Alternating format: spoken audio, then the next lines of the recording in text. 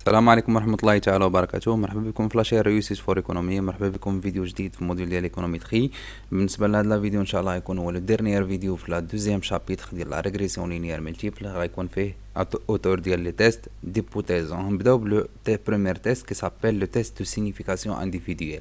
اون فوا تسمع تيست tester les paramètres ou bien les propriétés les paramètres du modèle, donc A1 et A0, de signification individuelle. Donc ce que dire le test de student.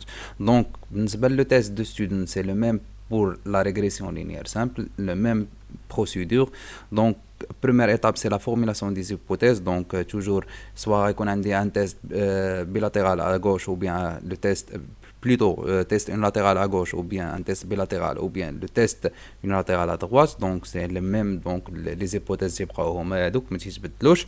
concernant la deuxième étape, c'est la fonction discriminante.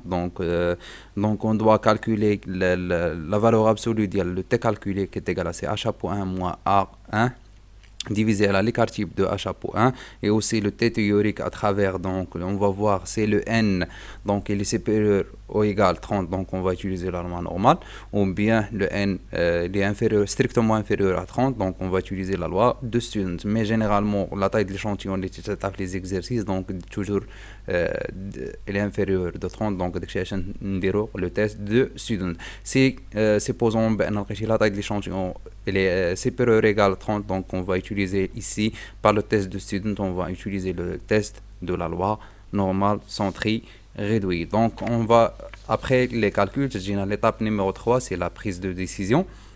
Donc concernant la prise de décision, on va comparer la valeur absolue de t calculé par rapport au t théorique. Donc si la valeur absolue est supérieure à le t calculé, donc on rejette à 0, donc le modèle est statistiquement significatif. D'accord. Si le t calculé il est inférieur, strictement inférieur à le t théorique, donc on accepte à 0, donc le modèle statistiquement n'est pas significatif. Maintenant on va voir le deuxième test qui s'appelle le test de signification globale. Le test de signification globale, c'est-à-dire un test de Fisher. Fisher ديال la régression linéaire multiple ماشي هو ديال la régression linéaire simple. علاش؟ حيت تتبدل لنا l'hypothèse.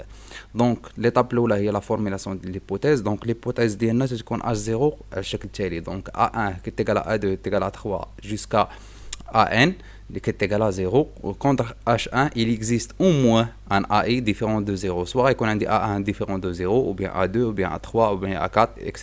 Donc le test de signification globale, on va tester le modèle KM par seulement des paramètres. D'accord. Concernant le deuxième étape, c'est la fonction de discriminante. Donc on va calculer le f calculé.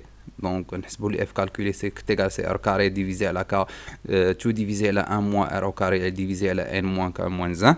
Donc sachant que k c'est le nombre de variables explicatives, هنا ما غيكونش يساوي واحد، donc يقدر يكون واحد ولا جوج ولا ثلاثة. et aussi le f calculé qui est égal à c'est la valeur absolue ديال t calculé au carré. donc اللي بغى يعرف هاد لا فورمول يرجع لي تيست دي زيبوتيز بالنسبة لا ريغريسيون لينيير سامبل درنا لا ديمونستراسيون ديالها. et après on va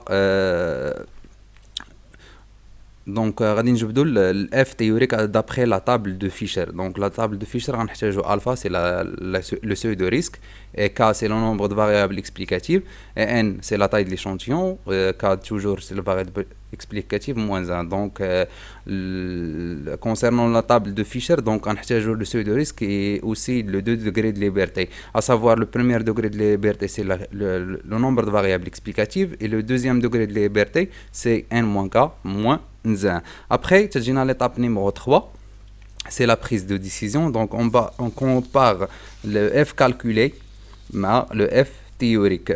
Donc le f calculé il est supérieur à la f théorique, donc on rejette à 0, donc le modèle est globalement significatif, pas statistiquement significatif, on dit globalement significatif. Si le f calculé il est strictement inférieur à la f théorique, donc on accepte à 0, donc le modèle n'est pas globalement significatif. بهذا نكون وصلنا للنهاية ديال لا فيديو ديالنا. لا séance prochaine on va voir le troisième chapitre, donc le problème de la modélisation, là غادي نشوف فيه l'autocorrélation etc. donc les tests de ديربون واتسون etc. les différents tests اللي غادي يكونوا عندنا. الا عجبكم الفيديو ما تنساوش ابوناو في لاشين ديالنا ريوسيت فور ايكونومي، بارطاجيو الفيديو مع الاصدقاء ديالكم باش تعمل فائده. واللي عنده اي تساؤل يخلي لنا دي كومونتير سوا sur notre chaîne YouTube ou bien sur notre page Facebook ou bien nous contacter sur notre numéro WhatsApp 06 76 55 07 14. وبهذا استودعكم الله والى اللقاء في الفيديو المقبل ان شاء الله.